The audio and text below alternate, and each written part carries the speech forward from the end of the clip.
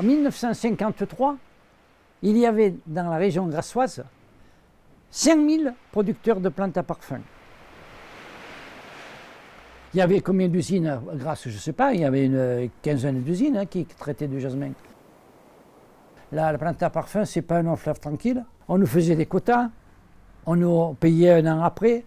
On a douté de la plante à parfum à un moment donné. Ouais. Mais c'est vrai que c'est grave, on ne savait pas ce qu'il fallait faire. Alors beaucoup ont trouvé la solution, ils ont vendu du terrain pour faire des maisons. Mais là, voilà. Mais moi, j'ai toujours cru en ce que je faisais, ça c'est sûr. Ah ouais, moi j'ai toujours cru qu'un jour, ça reprendrait. Et ça a repris. Et ouais.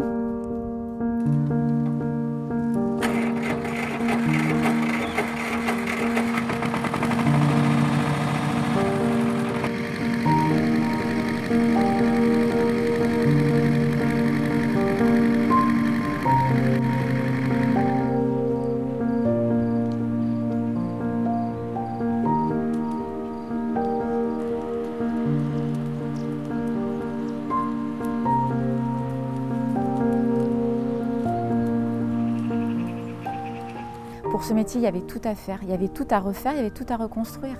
Nous n'avions pas de contrat, nous n'avions pas de garantie de vendre notre production. Nous avions un prix qui était au-dessous d'un coût de production. Nous n'avions aucun interlocuteur privilégié pour trouver des terrains. Il n'y avait rien, plus personne n'y croyait.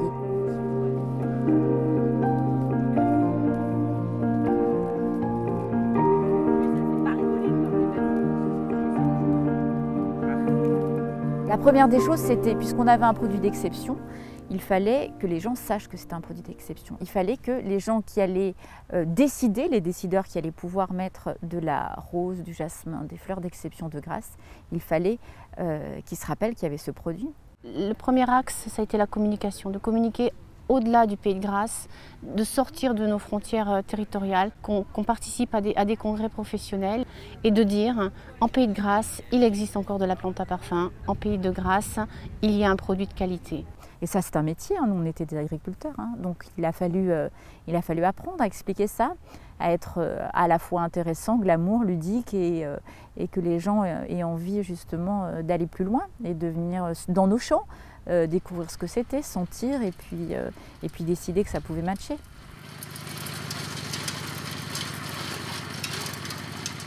Et on a eu les premiers contacts avec les grandes marques, les premiers contrats signés.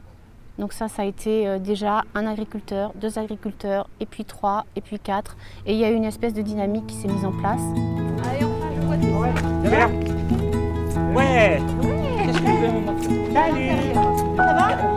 Oui, content que vous soyez là, content que tout le monde soit là. Il fallait qu'on arrive à vivre de ce métier, à réinstaller des gens, à être plusieurs, à être beaucoup, à être nombreux, à être représentatifs d'une profession. Il est à la maison en plus, c'est un bijou et voilà. Et non, on n'en est pas trop revenu.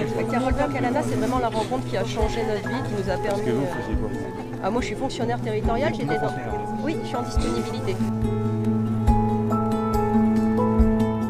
Réjouissons-nous aujourd'hui. Soyons heureux ensemble de dire le jasmin refleurira. Ici, grâce à 2 jeunes. L'inauguration de ce domaine, ici à Place Cassier, est un bel exemple d'un travail et de la force du collectif, finalement. On réussit à soulever des montagnes et faire des grandes et des belles choses. L'installation de Anne et Morin, elle est tout à fait symbolique au sein de l'association parce qu'ils ont eu de très bonnes conditions, en quelque sorte, pour pouvoir s'installer. La terre, le client, les plans, la SAFER qui leur a permis de se dédouaner de l'investissement colossal du foncier. Enfin, tout était réuni là pour qu'ils puissent s'installer aisément. Au départ, on est venu, Anne et moi, juste pour cueillir en fait. Et on a appris à découvrir, en tout cas moi j'ai appris à découvrir cette facette du métier d'agriculteur en fait, qui est la plante à parfum que je ne connaissais pas du tout. C'était une culture qui avait presque disparu et qu'on ne voyait plus à moins d'aller chercher les quelques champs qui restaient. Et donc on a eu vraiment cette chance, et vraiment la vie nous a donné cette chance de nous faire tomber un peu par hasard au domaine de Manon, et on a pu découvrir ces cultures vraiment emblématiques de Grasse. Et ensuite, voilà, la passion originale pour la nature, plus ces fleurs merveilleuses, ont fait que, oui, on s'est tout de suite dit que c'était pour nous. Fleurs à mort, donc désespérant, mais voilà, ça va. Quand on est arrivé dans ce milieu-là, avec l'association Fleurs d'Exception du Pays de Grasse, on s'est senti accompagné dès le début. On n'était vraiment pas tout seul. On a rencontré des personnes qui ont la niaque, qui ont envie de sauver cette filière parce qu'il y a quelque chose à sauver, qu'il y a vraiment un terroir ici particulier et qu'il faut pouvoir le protéger. Et il faut pouvoir le protéger et le promouvoir chaque jour, en faire sécuriser notre outil de travail. On fait partie d'un réseau, on fait partie d'une dynamique et vraiment d'un microcosme qui se serre les coudes et donc non, on ne se sent absolument pas isolé.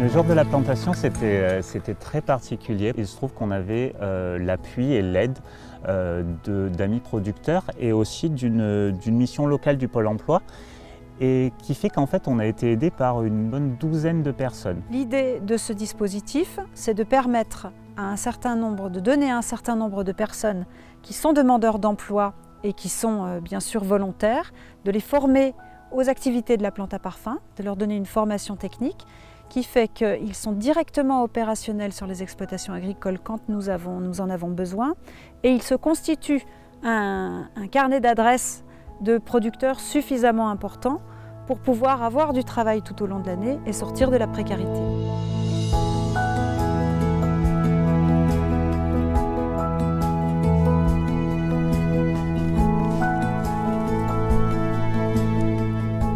Donc vraiment, on est au tout début de la production, il n'y a pas encore beaucoup de fleurs.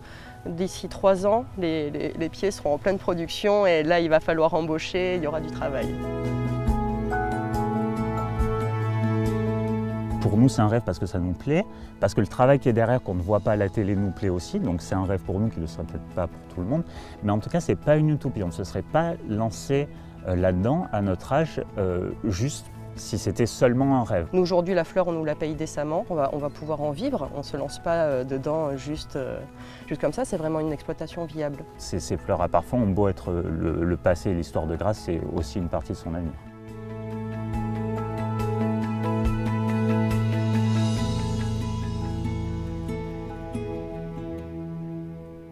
Ah, Georges.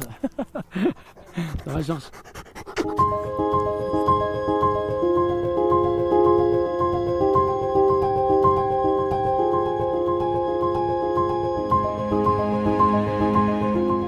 La rose de mai, c'est devenu un patrimoine. Hein.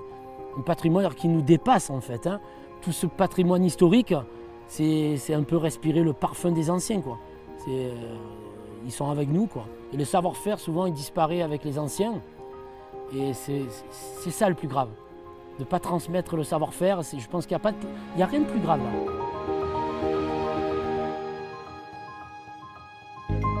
Quand tu arroses beaucoup, ça veut dire que la terre elle sèche vite. Si elle sèche vite, ça veut dire qu'il a souvent soif. Et s'il a souvent soif, la plante ne boit plus parce qu'elle en a marre d'avoir tout le temps soif, elle se met en veille. Alors que si elle sent qu'elle peut avoir toujours l'humidité, elle dit bon, je suis en tranquillité, j'ai toujours l'humidité parce que je ne sais pas qui a géré ça, soit moi, soit vous. Donc je peux pousser parce que je sais que la personne qui s'occupe de moi, elle s'occupe de moi bien, il y a l'eau. Mais c'est vrai que par rapport à l'association, le but c'est pas de trouver des techniques et des tactiques des choses et les garder égoïstement pour soi. Dans quel but en fait? Voilà, c'est comme ça qu'il faut faire, plus ou moins. Toujours l'œil qui regarde vers ici, voilà, là.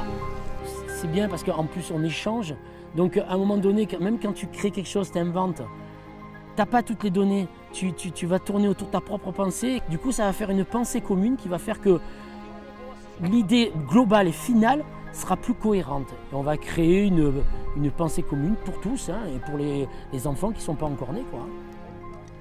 Alors l'Aromatic Fab Lab, c'est un lieu vraiment destiné aux producteurs de plantes à parfum, parce que c'est un lieu qui va être à la fois une pépinière de plants bio. On en a fait l'inauguration il y a quelques jours. Les plantes que nous allons y produire seront bien sûr labellisées agriculture biologique, parce que nous défendons cette agriculture-là. Et nous avons pour cela à disposition cet outil magnifique que nous a mis à disposition la mairie de Mouansartou, une serre, celle qui est derrière vous. C'est aussi un lieu de recherche et de développement qui va pouvoir préparer l'avenir en quelque sorte. Quelles seront les plantes de demain. C'est un lieu de transmission des savoir-faire. On a déjà organisé un certain nombre de stages, de greffage sur le jasmin, sur la rose centifolia. Et enfin, ce sera aussi un lieu de production qui permettra à l'association d'être elle-même productrice et de ce fait d'être en autonomie financière. Le collectif et la solidarité, je pense que c'est ce qui a manqué aux générations précédentes, qui sont passées d'une agriculture paysanne où chacun s'entraidait à l'individualisme qu'on a connu de ces dernières années. Et donc le retour du collectif, j'espère que ça va permettre justement d'unir et de ficeler cette profession et que chacun puisse s'y retrouver. Quand on a commencé à réfléchir aux vecteurs qui nous permettraient d'assurer la promotion de nos productions, ça a été d'aller sur les salons professionnels à la rencontre directement de nos clients potentiels. Et puis, c'était la création d'une indication géographique qu'il faut faire porter par les industriels. Il faut les inclure dans cette aventure. Ce serait bien que vous y jetiez un coup d'œil attentif. Vous avez bloqué une date, il y avait quelque chose dedans? Pour le déposer? Non, pour le... Qui dit produit, il faut entendre produit manufacturé. C'est un produit fabriqué, ce n'est pas un produit brut. Cette indication géographique, elle s'appelle IG Absolu Pays de Grasse et elle va labelliser les absolus produits sur le territoire par les industriels avec les fleurs du territoire, avec les fleurs produites sur le territoire. Et là, pour la première fois, vraiment, on a pu réunir autour de la table tous les industriels locaux transformateurs de matières premières et l'association Fleurs d'Exception pour travailler dans le même sens en vue de cette certification.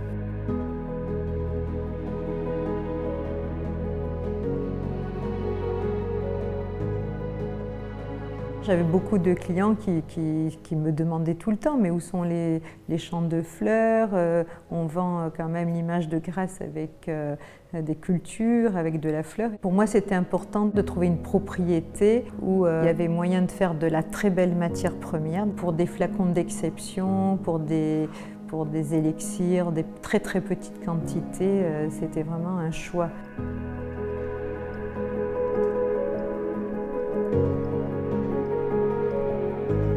Quand j'ai rencontré Pierre, cette personne avec un cœur gros comme ça, et ça a été tout de suite la personne avec qui j'avais envie de faire cette aventure. Mes grands-parents qui m'ont souvent parlé de leur expérience de jeunesse quand ils avaient mon âge à peu près, et ils ramassaient déjà le jasmin sur la propriété où on est actuellement, qu'ils ont racheté par la suite.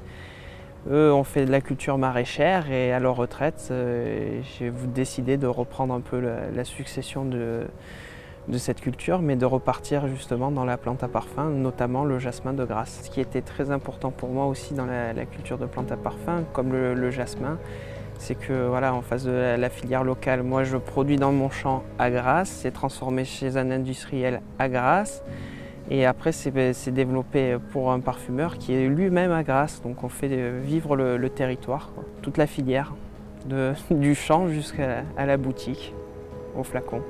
C'est pas qu'un côté glamour, c'est qu'on touche vraiment, c'est la racine même d'un métier, l'essence dans une profession, d'où ça part, d'une semence, d'une bouture. Ça donne du sens à toute une vie, à une écriture. C'est un langage qui est sincère.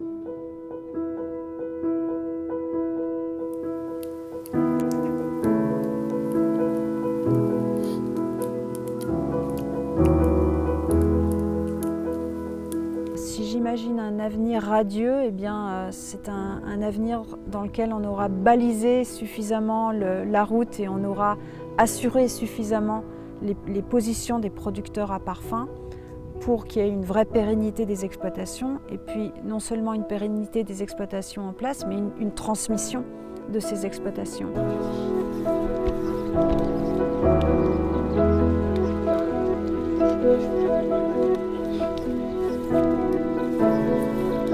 J'espère qu'il va y avoir encore d'autres personnes à venir nous rejoindre dans cette aventure, que cette association puisse vraiment être un lien social qui aide les gens, qui continue à promouvoir, à avancer.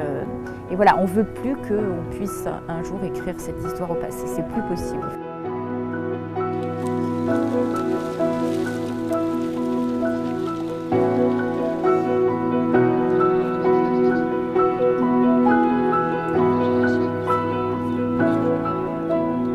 Les fleurs d'exception ont été un élément majeur de la démarche que nous avons conduite pour aboutir l'année dernière à la reconnaissance par l'UNESCO de ce patrimoine immatériel exceptionnel de notre pays grassois. Il y avait derrière cette industrie, ou avant cette industrie, toute une histoire et des hommes et des femmes et des familles. Et c'est l'hommage que j'ai voulu rendre à ces familles en faisant reconnaître de façon universelle et officielle ces savoir-faire hérités du passé. On a l'impression que le fait d'avoir résisté, on a gagné. Parce que ce savoir-faire, on le transmet aux jeunes. Et là, c'est vrai qu'on est resté quand même, on peut dire que d'un côté, on est quand même heureux et fier d'avoir... tchac.